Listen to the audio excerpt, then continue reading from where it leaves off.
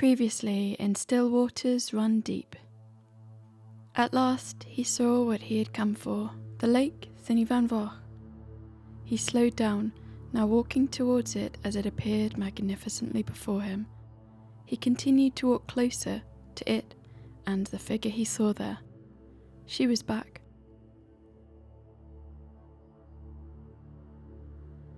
He wasn't going to screw it up this time.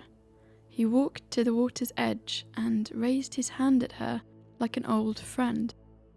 She was again bobbing near the centre of the lake. She turned to him, swimming closer to the shore. He saw a flash of teeth just above the water. He had so much to say, but his throat had tightened in her presence just like last time, like his own body was sabotaging him. After bobbing where she was for a moment as she regarded him, she turned around as if to swim away. Rhiwallon panicked. Stay. Please stay. Reaching into his pockets and pulling out today's uneaten bread in a desperate attempt to keep her attention. His second strange ritual offering. He reached out the bread over the water and, after what felt like years, sure enough, she began to swim back towards him.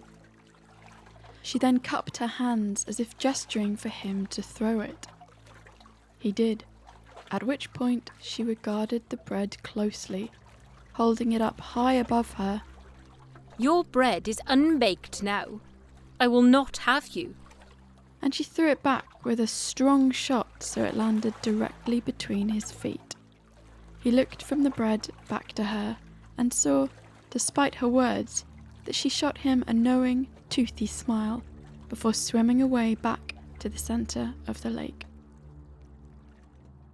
As she again disappeared, he let out a strange sound, somewhere between a cry, cough and a laugh as he raked his fingers through his hair. Unbelievable. Unlike last time, however, he didn't stay lingering at the shore this time, but strode back home. He was burning up. He'd never really felt anything like this. His face flushed despite the cold, a strange fluttery warm feeling in his chest. He wasn't going to hang around anymore, either in a dream or doubting himself. It was time for action. It was time for a plan.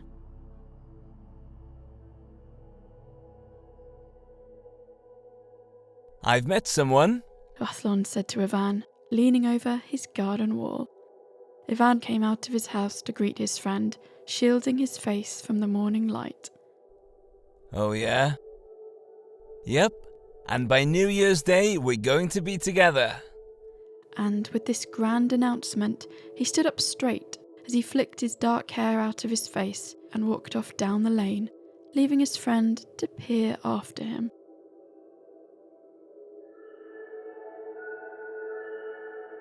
He didn't sleep well that night, nor for many nights after.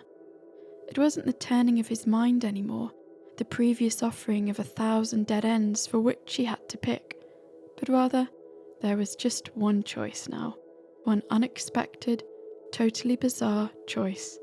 She did, in some kind of a way he didn't understand, exist, or she did exist.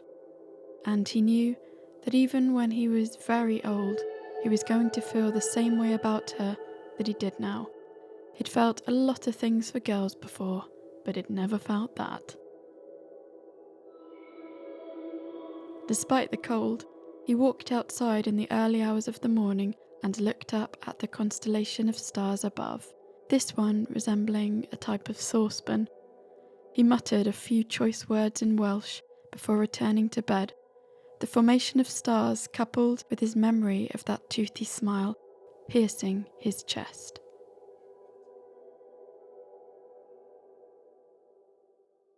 Rhiwallon visited the lake every day with precious gems now, well, the equivalent and the obtainable for a poor rural farm family. No more inedible bread. He now brought the best cheese and bouquets of late autumn foliage. He would walk to the edge of the lake and peer in, so he would see his distorted face and sometimes the face of a curious cow that had followed him to the water, staring back.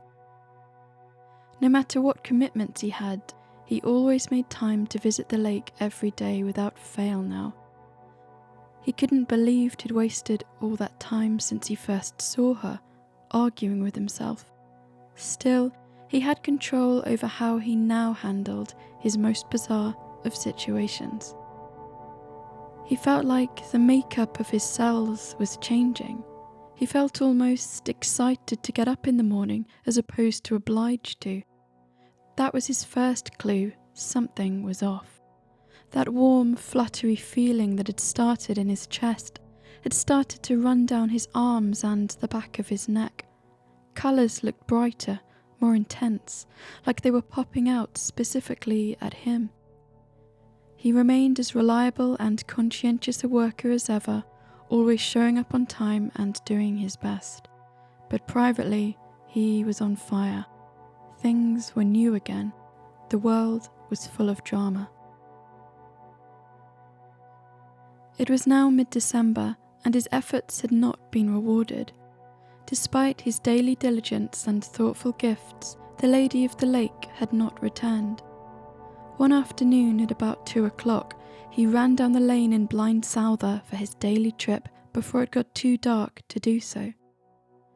He approached the water's edge, holding his breath as he looked out upon it. It was so calm, still, that it seemed unthinkable that he'd ever seen a ripple at all. Still, he knew that he had, and that he would see her again. Christmas came and went with a crowded service at Myddfai Church, the heavy latch on the church door slowly lifting upwards as Ivan and Llyn attempted to creep in after the service was underway. Rhiwallon had to avert his gaze to stop from laughing, suddenly very interested in his own shoe as every single person turned to stare at the two figures. His mother, Bethan, seemed to be doing better lately also. He took more time to go out walking with her, or to make a point to sit by the fire in the evening with her, with a genuine interest, as opposed to a duty to quickly get through. There's a difference, and even if you think you're being smart, the other person can tell. He learnt more about his father from talking to her. There were things he'd never thought to think about, like what his dad had been like at his age, what it had felt like to move to blind Souther 30 years ago when they were just teenagers, younger than him. Who had his dad's friends been? What did they do to pass the time? He also listened to her talk about stranger things, much stranger things that didn't make sense, like women that were seen in the water. They looked like regular people, except for the viewer's innate knowledge that they weren't. She told him you were in no doubt when he'd encountered one, and that at one time it had been a lot more common to see them. They were just a more animate part of the landscape. But now there were only a smattering of sightings. As she prodded the fire, she looked deep into it and suggested that either they were retreating from us, or we were just losing the ability to see them. She shrugged, as if to say it didn't much matter which. Rhiwallon sat enraptured with his back to the fire, watching the shadows of the flames dance on the wall. On New Year's Day, Rhiwallon woke at dawn and made his way to the lake. A fine mist shrouded the mountain peaks, and he felt like he had every item of clothing on that there was in the small farmhouse, as his teeth knocked together. It was a new year. He remembered the deadline he'd set for himself for today, and felt like a fool as he climbed higher. The first sunrise of a new year illuminated grass that was dusted silver in patches from the night's frost. As Rhiwallon crunched through it, he saw the lake in the distance and moved towards it, almost on automatic now, him having made this pilgrimage so many times before. His breath billowed out in puffs before him in the morning air, and through it he saw some movement ahead. He stopped in his tracks. his body as stiff as the frozen blades of grass he stood on. There was someone swimming in the water. His heart started to beat strangely, hammering his chest so he put his hand to it instinctively. Yeah, she was there. He was sure his heart was incrementally speeding up as he pushed his eyes closed, breathed deep, and slowly opened them again. She was gone. He exhaled, an unnameable feeling, perhaps closest to relief, washing over him.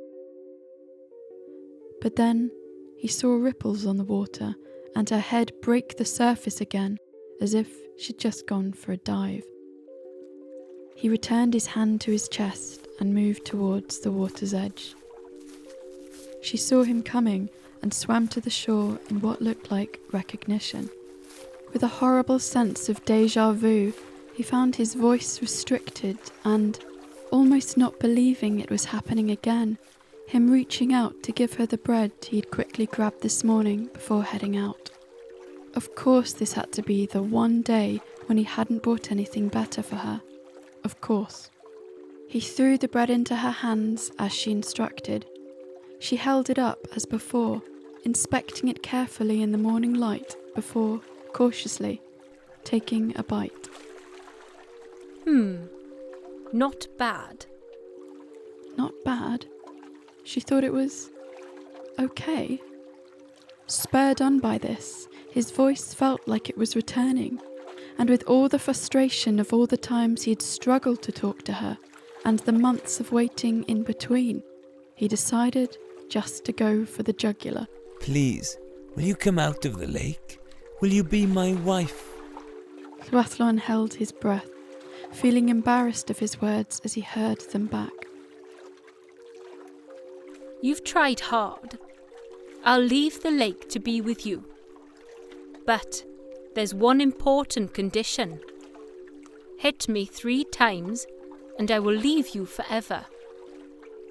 Do you think you can manage that? He'd already been preparing himself to hear the word no, that it took him a moment to register what she'd said. His heart leapt with a joy he hadn't felt before as an adult.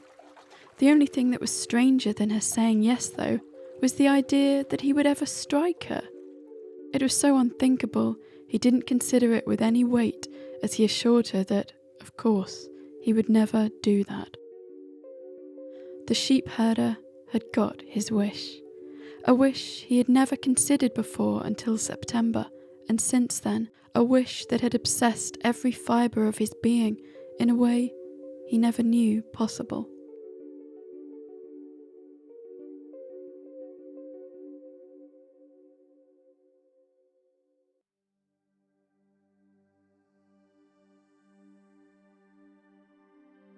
After briefly living together at his mum Bethan's, the newlyweds moved into a labourer's cottage nearby. Life was good.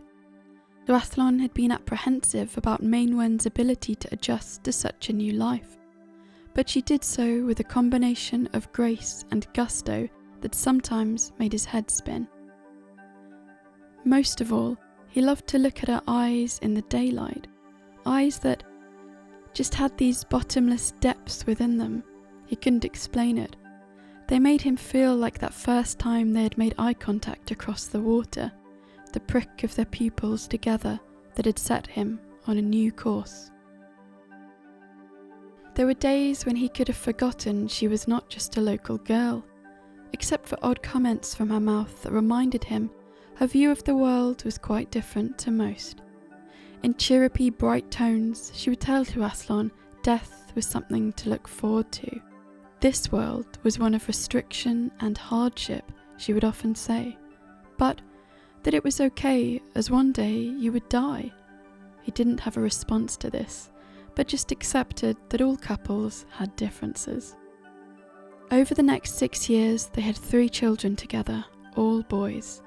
They were all clever and competent, interestingly, having a slight shadow of their mother's unusual eyes too, especially the middle son.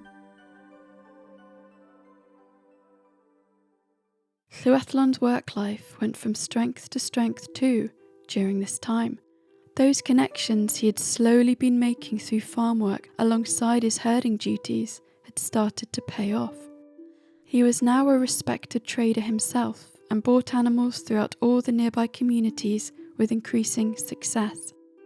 He was fair and treated both the animals and those he traded with well, and, in little over 5 years, was known in every corner of his trade route as someone you would actively want to do business with. That strange boy who used to hold his breath as he watched the sun break the horizon each morning now had tongues wagging words of praise in pubs and round fireplaces from those who had had good encounters with him. Competitors found it increasingly hard to make a dent within this word-of-mouth chain of trust. Llywallon had never dreamed of or even actively sought to make this amount of money. He had just put one steady foot in front of the next, repeated, and before he knew it, had walked a mile. They were regular attendees of Muddfai Church, and this week was their second service as they crowded through the entrance for the christening of a local child. The congregation were in high spirits, and Llywallon, Maenwen, and the 3 boys were greeted warmly. Llywallon quickly noticed, however, that Maenwen didn't seem her usual self. He saw a knot of concern between her eyebrows, and her body looked stiff, taut. As the service began, his wife let out an unearthly sob. All the congregation turned to look at its origin, and saw the pale face of Maenwen, distorted in grief, staring back. Eventually, people turned back to the service, the final pair of eyes at last tearing themselves away. This child has a short life of much suffering ahead of it. At which point Maenwen let out another sob, so that Llywallon jabbed her hard in the ribs. You had no reason to do that. She looked shocked, shooting him a look that he'd never seen before. Her eyes looked darker. There was steel at the back of them. Only a month later, one bright March day when the verges were scattered with daffodils, a couple were getting married in the same church. Spring flowers and leaves had been brought into the church as decorations, and now the ceremony was over, the crowd poured out into the sunlight, laughing towards the couple's house, where they'd all been invited to come back for food. Much like last time, Maenwen was in an uncharacteristically dour mood. Even the colour of her skin appeared to match this, a strange tinge Llywallon had noticed. As they too walked outside with their boys, Maenwen loudly announced, This marriage will not be a happy one. There's only misery ahead for these two. What's to celebrate? The mother of the bride, Angharad, was just ahead of them and turned sharply when she heard Maenwen's words. She stared at her. Llywallon gave her a reassuring smile, and after a few highly charged seconds, the woman turned back to catch up with the party. Shh! Please be quiet. Why are you saying this? Llywallon's jaw tightened when he heard his wife, again, beginning to talk of the unhappiness that lay ahead for the newlyweds. He jabbed his elbow into her ribs.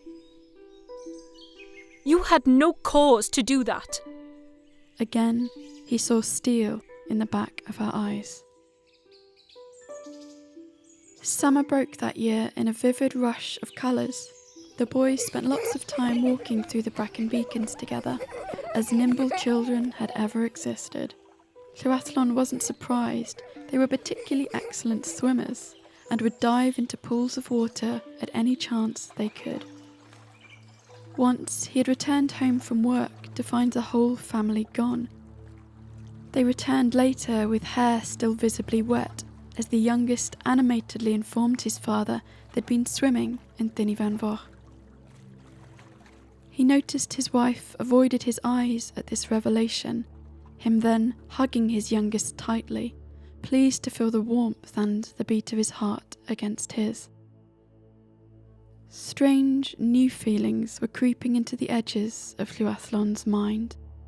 watery shadows that sloshed around even on the brightest of days.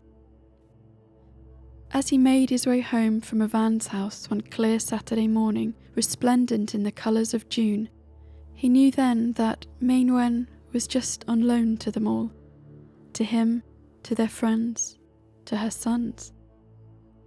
She hadn't left the lake for him, she had just agreed to take a holiday from it, for a while.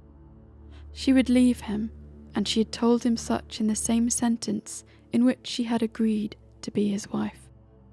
He had just been too full of desire to consider that there might be some strings attached. His eyes scanned the hedgerows that were rustling with birds, yet didn't really take in what he saw, so lost in thoughts of their first encounter. As summer progressed, he started to think the life they built together might just be a house of cards. He started to hug his boys at any given opportunity, pleased to find they were real, solid, of flesh and blood, that he hadn't imagined them, hadn't spent the last years in a dream. Apart from their eyes, they were boys like any others, just like any others, he'd tell himself. But as for her, who could say?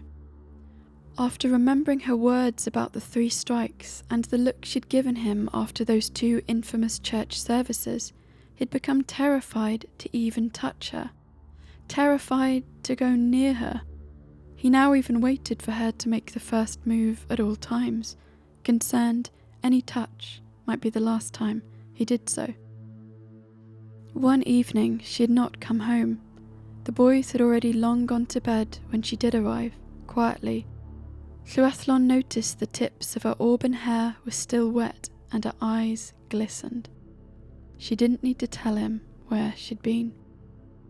He continued to get ready for bed, becoming fascinated by these many small nighttime rituals, anything to avoid looking at her. He wanted to look at her. His veins were shot through with jealousy. What he had to offer would never be enough. He wanted to get down on his knees and beg her to stay with them, to offer his enduring love, desire, attention, everything that he materially had, every single thing a person can give to another. He wanted to take her in his arms, put his face directly next to hers, and reassure her that no one would ever love her like he did. But he didn't do any of these things, and instead shuffled around the bedroom, mindlessly humming odd notes of a tune. Years went by, and those watery shadows began to ebb from his mind. It had just been a bad period.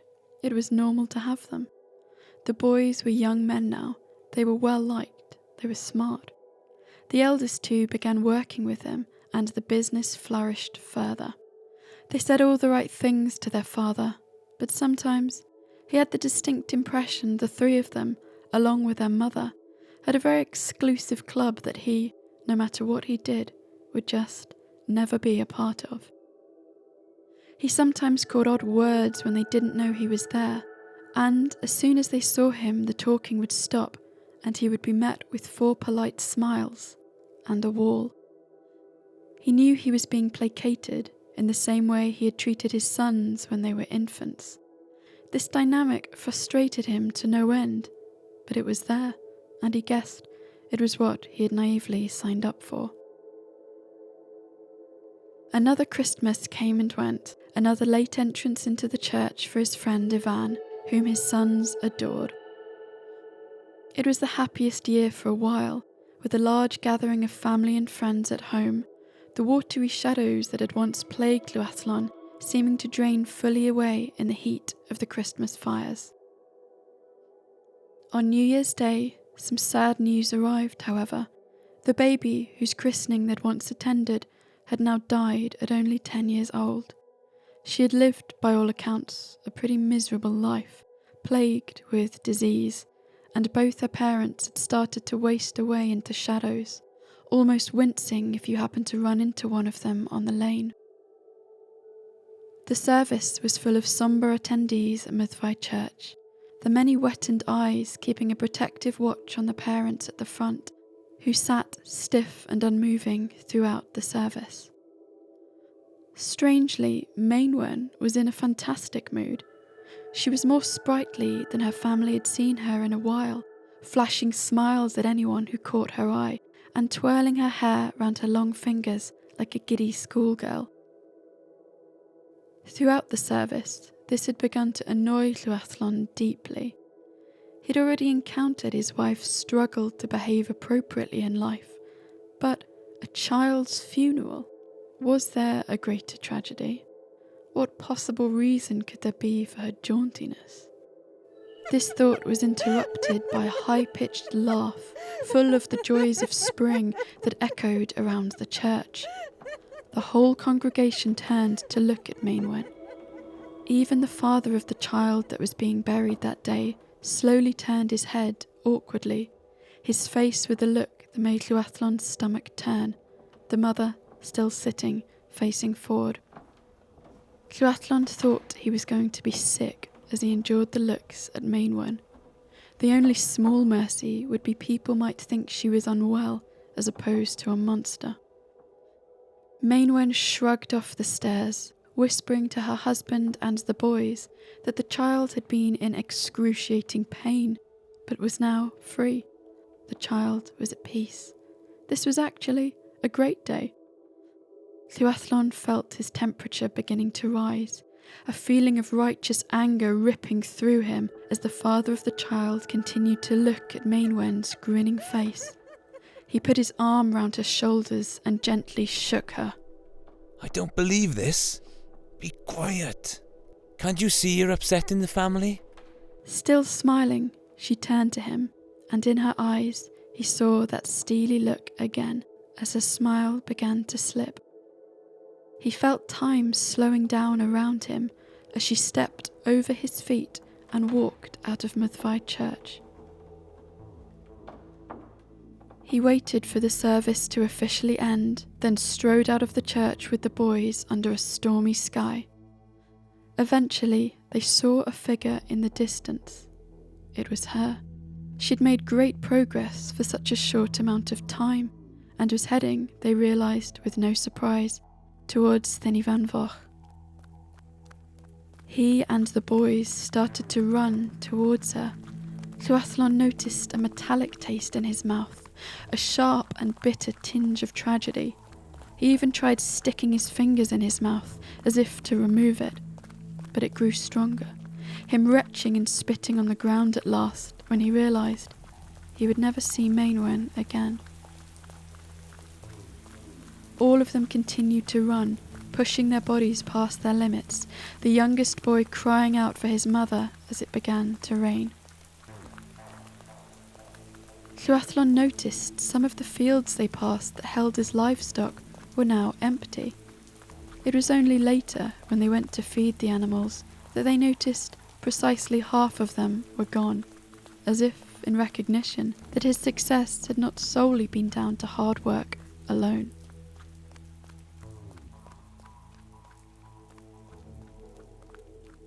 As you could guess, the once sheep herder from Blaen Souther was a changed man. His business continued to do well, but never so spectacularly again.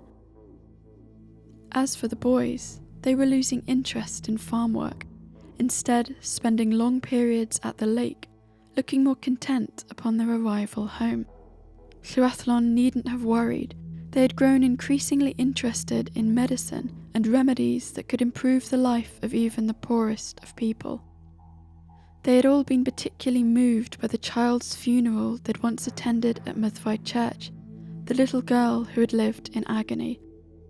They wanted to help their local community in some small but tangible way, but they did a lot more than that and became known as the Physicians of Myddfai, with people travelling from all over the country for their expertise, which was famed as being second to no one.